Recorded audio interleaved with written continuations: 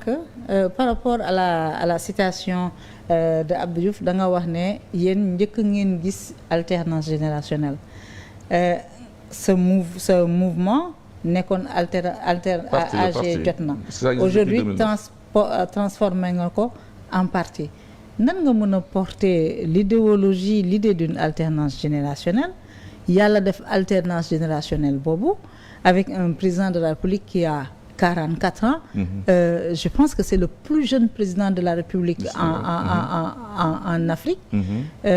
Après ngeen commencé ba ci yàgg nga bëgg a rocceeku bëgg a nekk seen adversaire alors que pendant plus de 13-14 ans vous avez rêvé de cette alternance générationnelle d'une jeune génération qui va prendre le pouvoir et qui va nu mu tudd yóbbu Sénégal fu sori.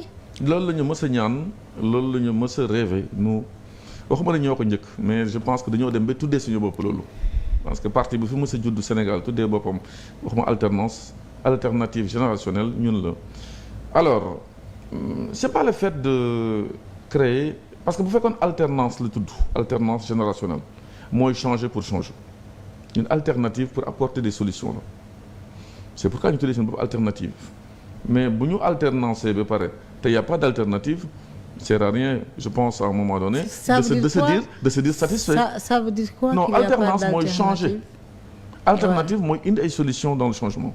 bu fekkee dañuy def ay alternance boo xam ne y a pas de suivi y a pas de changement quelquefois même les gens vont se poser la question est-ce qu'il fallait pas laisser des gens qui étaient là avant. Mais pourquoi vous dites qu'il y a pas de changement? On va entrer dans les détails de certaines choses même si dans l'analyse il y a des choses qui changent mais il y a des choses yoo xam ni encore. Mais pourquoi nga ne y a pas ci lan ngay fondé pour dire que c'est une alternance après l'alternative n'a pu se réaliser il y a pas de changement. Bon depuis le 24 mars yàlla def na Sénégal am yeneen dirigeants comme li nga ko waxee. Le président Diomaye Faye, plus jeune président en Afrique, qui aujourd'hui fait de son mieux pour que le Sénégal soit sur les rails. Le problème c'est que c'est une question également de man li ma gëm mooy gumbala quelque part li ma ngëb laa gëm li ma ngëb sama loxo laa gëm je suis très réaliste man c'est ce que je décide maintenant depuis 2024 mois de mars avril prise de service dafa am loo xam ne xew na te il faut pas sauter cette étape là. muy lan cette étape mooy je pense et je présume que moment boobu au moment de loolu di xew nga xam ni lépp looy gis comme la coalition bi nga doon rappelé en 2012 mooy Macky 2012 là il y a une nouvelle coalition bu tudd Diomaye président ba muy juddu man mi ma fekk maa ngi kaso le président du PASTEF mi ngi kaso le président de la République mi ngi kaso li ñu téye parce qu'on se battait chacun à sa manière certes le PASTEF donc était dissous yàlla def ñu dem xam nga daf ma fekk man dans une situation comme ni ko waxee fekk fa tamit de grands pastéfiens dans la chambre bi ma nekkoon mooy le maire de Parcelles Assainies mais également le maire de Keur Massar Bilal Diatta on discutait longuement sur beaucoup de choses mais nee na ñu xool réew mi rek bu ñu xool nit bu ñu xool leneen ñu xool réew mi nag bañ a tasaaroo te fekk tamit programme bi nga xam ne maa ngi ko tegoon également yàlla def mujjuma ko yeggali parce que j'ai été privé de liberté dafa am ay points yu bëri yoo xam ni duñ ko bokk dinaa si dellu si léegi sur certains points essentiels duñ ko bokk pas surtout ñu waxtaan l'honorable Ayib Daffé Abbas Fall je pense que Bathily bi yore APIX se sont rendus à ma permanence. Bathily la tuddoon je pense. Bakary voilà c'est Bakary oui c'est ça. Ils sont rendus à notre permanence pour rencontrer suñu équipe pendant que je suis en prison waxtaan ci lu leer mais lu ko résumé mooy li xewoon bu mu xewaat ñu d'accord ci kàddu intégrer la coalition dem élection.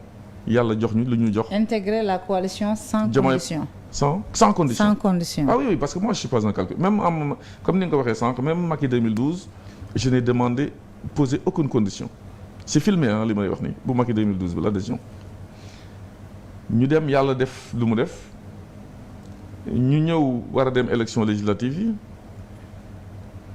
la locomotive le président du PASTEF ñëw dajale ñu nee na lu golo xam boote doom moi je pars avec ma formation politique nous sommes à 8 jours de l'élection des élections législatives pas de discussion. Est-ce que loolu la wax lu golo xam boote doomam. Mool je vais vous dire ce qu'il a dit textuellement.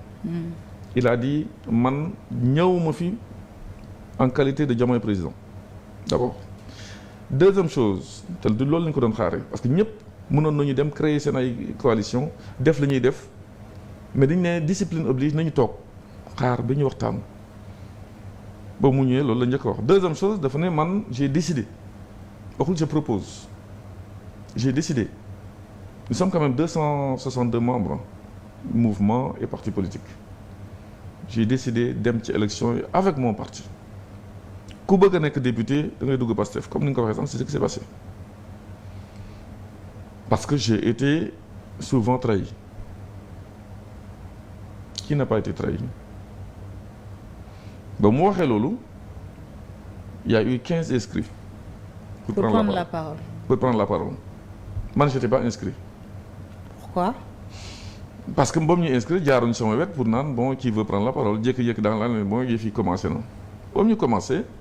Je pense que 2, 3 à 4 personnes ont pris la parole jékki-jékki ñu ne bon si telle personne finit Maître Diop vous avez la parole donc on m'a inscrit parce que la veille j'étais sur la RTS am na li ma wax que loo gis nit ñi bokk dañ ko war a discuter. J'ai pris la parole pour juste dire que merci beaucoup pour le fait que déjà chacun sait maintenant sur quel pied danser et que je rendrai compte à ma formation politique pour voir ce qu'il faut décider parce que démocratie interne dafa am boobu ñu demee discuter nous avons décidé d'y aller ñu aussi parce que nous avons notre formation politique et que le suivisme dafa doy parce que nit bu la bu bëggee nga topp ko sax ànd ak moom à un moment donné da nga war a discuter ak moom tuuti mais il y a pas eu de discussion et tout le Sénégal le sait.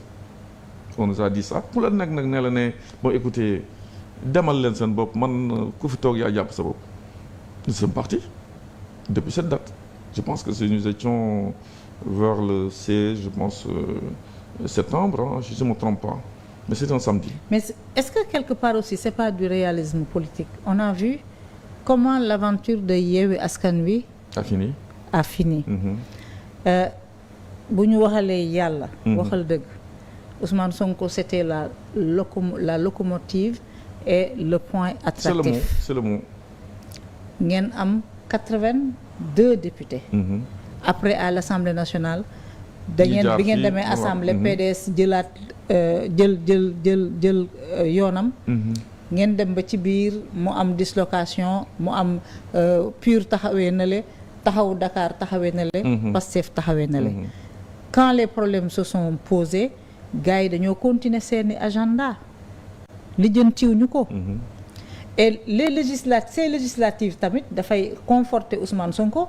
parce que am na ñoo xam ne ils étaient dans des coalitions ñu investir leen une fois à l'Assemblée dañoo jël seen yoonu bopp. et cas bu ma ci joxe mooy c'est le cas de sàmm sa kàddu ils ont eu des députés. coalition la ñu demee. Barthélémy Diaz est éjecté de l'Assemblée nationale. Barthélémy Diaz est éjecté de la mairie de Dakar. Mais je ne vois pas les autres de Sàmm Sa Kàddu à l'exception peut-être d'une ou de deux personnes ñu nekk aux côtés de Barthélémy Diaz pour mener le combat puisque moom chat échaudé craint l'eau froide puisque moom loolu jotoon na ko jot. Écoute par l'expérience il dit ku bëgg a dem ci législative yi da ngay ñëw Pastef investir la. Est-ce que xam nga ni contrairement à ce que certains pensent c'est pas la décision que nous contestons. Qu'est-ce que vous contestez? Non. C'est le manque de dialogue et de concertation sur ça. Un manque de respect. Oui mais considération laa gën a def ci kanam. Qu'est-ce que vous il a le droit préféré? de ne pas respecter les gens. Mais gis nga man ku ma considéré wul tu me perds ou on se perd. ça ne coûtait rien du tout mu jël son téléphone woo les leaders. 200. non xam na ñu mu war a woo parce que am na ñu mu woo. vous avez entendu notre ami mon ami Tahirou Sarr wax na effectivement woo na ko.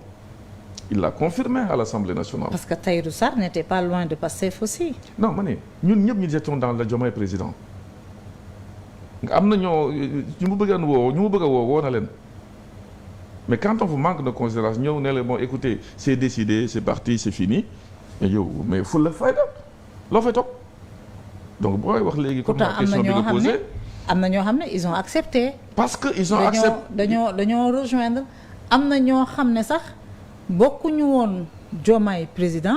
Ils étaient candidats à l'élection présidentielle ku mel ni Boubacar Camara ku mel ni Malick Gakou ku mel ni Déthié Fall mais dañoo bàyyi lépp dem rejoindre Pastef def ay communiqué na nit ñi voté Pastef. dinaa la wax dara nag gis nga man dama fonctionner en politique par des convictions moo tax li nga titre léegi je cherche encore ma voie dans un pays boo xam ni conviction politique certaines personnes zéro.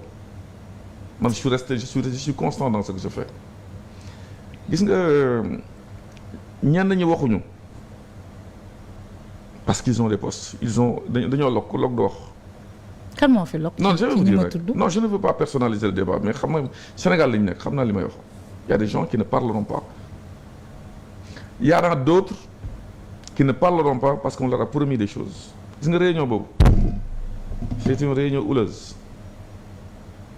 les gardes je vous dis man ba may wax kenn du ma ci weddi xam nga lan li may tontu je parle des fédéines ils peuvent dire ce qu'ils veulent mais man Sénégal xamuñu ma dans le mensonge may fen du ma ko defal kenn. bu ñu lay tontu li ñuy wax kay ni waxu Moussa Diom neexuñu mais ci dëgg lay dee parce que man jullit la yàlla dëgg la bëgg. ce qui s'est passé dans cette réunion là ça a été houleux ñu bëri jóg nañu taxaw les gardes corps d'Ousmane Sonko ont séparé les gens. ñenn ñoo jóg taxaw. les responsables qui étaient là. jóg taxaw pour en je vous donne déjà un exemple. Un sage s'est levé il est responsable de parti boo ñu ko joxee parole dafa dem ba ci micro bi ubbi téléphone am jël un verset coranique jàkkaarloog Ousmane Sonko ne ko da nga wor li ñu dégg nii da nga wor ils ont voulu le couper il a dit laissez-moi terminer li may wax la waa Diomaye président ñu ngi may dégg mu pare lu muy def jël plier son téléphone sortir de la salle ñibbi je vous dis que ce sont les gardes-corps qui ont empêché coow li bëri na dafa am yoo xam ne kenn mënu ko wax ci biir un homme d'État. qui ont empêché pour que les gens s'en prennent au les gens se sont levés de vous dire c'était électrique. oui mais dañ doon sóob rek fan lañ koy jotee non bul naan sóob bul naan sóob. et Ousmane Sonko ponkal la de. non waxuma ne dañuy xeex physiquement dama ne. quand on n'est pas content góor bu koy dóor da ngay teel a jóg de. non waxuma ne dañ koy dóor. je ne suis pas là dama ne les gens ont manifesté leur mécontentement en étant debout. on a dû les calmer et madame Aïda Mbodj les a calmés toog leen sur certaines choses dañ leen tontu ci tontu bi nee nañ leen vos CV déposés là on va virer certaines personnes de APR on va vous mettre dedans. ah bon oh mais c'est normal. donc loolu doo calmé wu looy rebelle wu je félicite Charles Émile Ciss. il a été courageux. mais c'est comme ça on a fait la même chose. c'est un homme de conviction. effectivement il a été courageux et depuis boobu nag on ne s'est pas parlé ba tey parce que j'ai pas son numéro. mais j'ai vu comment il a réagi avec dignité. yow malgré tout ce qui s'est passé au début quand on a vite fait d'annoncer ton départ hésité nga def nga démenti nga ne demuloo vous restez dans Diomaye président. c'est après la ñu dégg. je vais vous dire sa candidature. Maïmouna boo demee ñun la da nga gedd ci loo xam ni Pastef moomu ko Pastef moomul Diomaye président boobu ñuy créé Diomaye président il n'existait pas nit ñi yëpp ko bokk. il y a certaines locomotives il y a des wagons qu'on ne tire pas qui poussent la locomotive nit jóg nee na tas na ñoom ñu ni tasul ñu nekkoon ci biir. parce que comment on peut dire ñëw comme ni nga ko waxee sànq ne tas na Ayib Daffé prend la parole pour dire que c'est le mot périmé ça n'existe plus ñu toog 5 jours maire Aïda Mbodj génnee communiqué ne on soutient le Pastef ku dee ba pare naka ñu mën a génnee communiqué donc deewuloon est-ce que yaa ngi may gis fu ma jur man je jure sur l'existence d'une personne ku dee mënul génnee communiqué donc c'est comme le truc resté donc Diomaye président jusqu'à ce que ñu dem ba ñu xam ne kii il n'en veut pas ñëw dem élection législative dellu si koo wax mun la écoutez c'est fini ku fa toog yaa fa toogal sa bopp sérieusement quoi su ma fa toogoon léegi da ngay ñëw di ma naan mais yow loo fay toog nee nañu bëgguñu leen moi je suis parti mais pas bëgguñu leen dañ leen ne boo leen bëggee ñu investir leen da ngeen di rejoindre Pastef mais bu ay nit yoo xam ne yow yaa gën a jege yow légitimement et politiquement yow yaa gën a yeyoo nekk aujourd'hui aux côtés des autorités actuelles yaa ko gën a yeyoo Déthié Fall il était candidat contre il compétissait en même temps que Diomaye yaa ko gën a yeyoo Boubacar Camara yaa ko gën a yeyoo Malick Gakou yow gannaaw ba ñu ajourné sa candidature dangaa ñëw bokk battre campagne xeexal Diomaye nekk ci plateau yi assumé ba ñu fal Bassirou Diomaye Faye mais ñooñu bu ñu mënee wanaasu li ñuy wanaasu ñëw ne nañu xool l'intérêt général Boubacar Camara nee na lu du opposé wu à Bassirou Diomaye et à Ousmane Sonko parce que moom son rêve s'est réalisé mais yow tamit Maître Moussa Diop war nga mën a wanaasu tamit ñëw ànd ak ñoom dans le cadre de Pastef soutenir Pastef pour les législatives après du tere nga téye ce mouvement continuer le compagnonnage. gis nga et vous pourriez leur être utile pour deux raisons benn bi dama koy gën a approfondir mooy nit ki bu toogee ne la faalewu la. moom dafa ne faalewu leen. je vous dis dañu koy jëlee am ñoo xam ne nag ils sont toujours pour l'entrisme ils sont pour le pouvoir ils ne savent pas s'opposer parce que l'opposition aussi c'est un marathon voilà, il faut être un vrai dromadaire pour am ses convictions di toog ci say convictions man on ne me critique pas pour mes convictions Sénégal yëpp xam nañ comment je fonctionne mais bu fekkee tamit nga ànd ak nit wala ngeen ànd ngeen dem comme ni nga ko waxee bu dara dul dara ñëfe fu ñu ko dàqee ci liggéeyam man dàq nañ sama liggéey par le même décret bu fekkee tëj kaso dem nga ñu duñ ko tëj kaso tëj ma kaso uniquement pour xeex contre Macky Sall à ma manière. parce que moi vous l'avez cherché. je vais vous dire non tëj kaso bi moom tu l'as cherché. non on le cherchera encore. oui si, mais mais tëj kaso bi tu l'as cherché. xaar ma wax la. ah. qui n'a pas cherché à aller en prison pour l'honneur du Sénégal pour l'intérêt du Sénégal bu jaree ñu dem prison da nga koy dégg. c'est le mot Ousmane Sonko bëggul woon dem prison. dama ne daf ko jar dañ ko dugal prison par force mais il voulait pas aller en prison. Ousmane Sonko n'a pas peur de la prison. jamais en tout cas il voulait pas aller en prison. non xam nga du question vouloir y aller ku bëgg a dem prison je pense que am na ngi compas dama ne on s'est battu contre le président Macky Sall ku nekk à sa manière ba ñu dugg kaso ñu jël loolu c'est constant mais bu fekkee dem nañu tamit ba yàlla def lu ñu bëggoon ñu am ko ku nekk nag dans ta zone moi je suis du Fouta je pense que là la victoire du Fouta j'ai participé de façon très symbolique. à la oui. présidentielle benn victoire. ban victoire au Fouta nga participer. le Podor la. la seule victoire de Podor. lan ngeen gagné Podor dans mon centre. waaye non xaaral ma wax la. Maître Moussa Diop bàyyil waxu centre. gis nga man nag j'ai horreur des hommes politiques qui disent j'ai gagné mon centre de vote j'ai gagné mon bureau de vote loolu du victoire. mais pourquoi vous quand le résultat commence à tomber ngeen di mettre l'accent sur diw Parcelles Assainies di nga ko fa baat non attendez. Pourquoi c'est vous qui le faites, vous les journalistes? Oui, mais c'est pas nous. On détaille. Mais détail vient vous mettez l'accent. On détaille après on donne les résultats globaux. Podor, vous avez été lamentablement battu à la présidentielle. Diomaye président ratalewul dara Podor. Est-ce que xam nga ne il est plus facile de gagner à Kaolack Ziguinchor qu'à gagner à Podor contre Macky Sall? Mais gagné woo. Non dama ne si. Gagné woo commune bi. Dama ne attendez. Tout le centre. Gagné woo ci département bi centre nga gagné. Est-ce que xam nga ne je suis sorti de prison le 5 mars. J'ai pris la route le 14 mars. Le 24, l'élection a eu lieu. Je suis le seul à avoir gagné dans tout mon centre, comme homme politique, dans tout le Fouta. C'est symbolique là alors. Gagner au Fouta. Bon, c'est plus difficile. Tuuti, c'est symbolique. mais ne dites pas que vous avez gagné à Podor. Non, j'ai pas dit Podor c'est Amadou Ba qui a gagné même aux législatives c'est Amadou Ba qui a gagné. Podor moom amagu leen fa dara. defe naa ñu ngi dégg j'ai pas dit que j'ai gagné Podor. J'ai dit ku nekk def nga li nga def mais je vous dis dans mon centre à Podor j'ai battu Macky Sall dans tout le centre dans tous les bureaux de vote amul benn bu mu gagné ku nekk def nga sa contribution. gis nga moment boobu comme ni nga ko waxee léegi chacun a fait ce qu'il devait faire et ce qu'il pouvait faire. Le 21 mars laa gëj a dégg la locomotive de la coalition je parle téléphone waxuma sa gisante. le 20 kan ngay wax locomotive le président de la République. non le président de la République même récemment on se parle. je parle du président du PASTEF la locomotive. ok.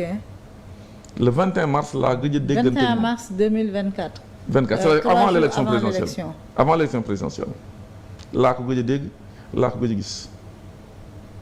pour quelqu'un koo xam ni dañu war a ànd dañu war a liggéey dañu war a di échanger dañu war a kii parce que tamit modestie à part je pense que man nekkuma fi pour yàq j'ai montré que lu ñu ma jox loo xam ne nit yi ko bokk je sais comment le faire tout ne sera pas parfait parce que nit rek la mais ku la faalewul je pense que nga xam sa bopp aussi.